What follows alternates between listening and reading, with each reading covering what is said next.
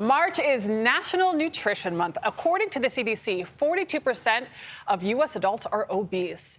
That can put them at risk of heart disease, diabetes, and stroke. And fewer than 10%, just 10% of Americans eat enough fruits and veggies. NFL star wide receiver DeVonta Smith helped take the Philadelphia Eagles to the Super Bowl this year, and he takes his nutrition very seriously. DeVonta Smith joins us now, along with sports nutritionist Kelly Jones. Good morning to you both. Welcome. Great to have you here. Thanks for having us. So, we were just talking at the commercial break. DeVonta, for you, your food is your fuel. I mean, your body is your temple in what you do in sports. What do you really focus on to stay healthy? A lot of things, that helps the body, recover and things like that. Long days, going to practice and things like that. You have to make sure that you're learning the right things recovery-wise, but also, your nutrition. Kelly, are there simple, affordable ways for us non-athletes to eat well and be like athletes? We do have to think about that affordability factor, especially with food costs going up recently. And, my biggest recommendation is to try to think about consuming, especially with that stat in fruits and vegetables, consume fruits and vegetables in whatever form is accessible to you. It doesn't have to be fresh all the time. Those spoil more easily. Buy the frozen, even canned, if it's packed in water. Those can be easy ways too. And then prepping things on your own can be helpful as well when you have the time. So we all have children under 2 at this table. And what's the advice for getting young children to develop those healthy eating habits?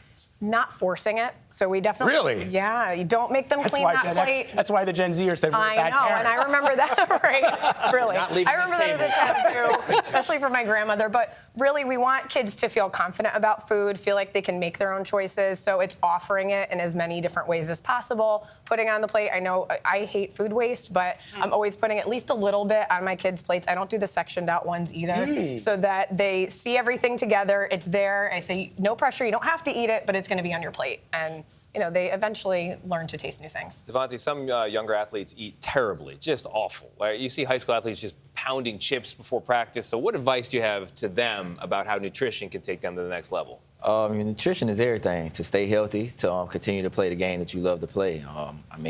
If you're not eating the right things, sometimes it's going to be hard to just go out there and continue to do the things that you need to do to get where you want to be. Was there a moment? Was there a moment you learned that and you had to make a change yourself? I would say probably my first year in the league. I was always a person that didn't believe in the healthy eating. But as I, started playing and things like that, body started to feel a lot better when I started changing the ways I eat.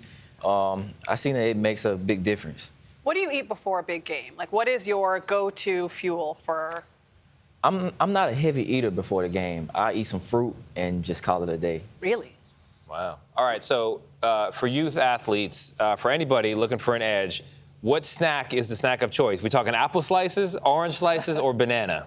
So I'm a big fan of banana. Banana is just going to be more easily digestible. It has a little bit of fiber that's going to, extend that energy. Apples can sit in your stomach a little bit. Oranges are preferred by some people too. But whatever is convenient for you and that you can eat and feel good, and trial and error is really important. So especially with youth athletes as they're figuring everything out, it's try this before practice. How do you feel? And that's what you want to use game day or whenever you're competing. Yeah. And it doesn't have to always be fruits.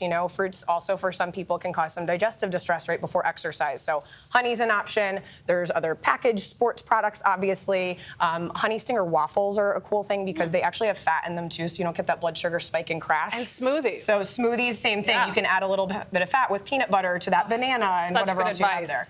Yeah, I know you're an orange slices guy. We were talking earlier. Yeah. That's key.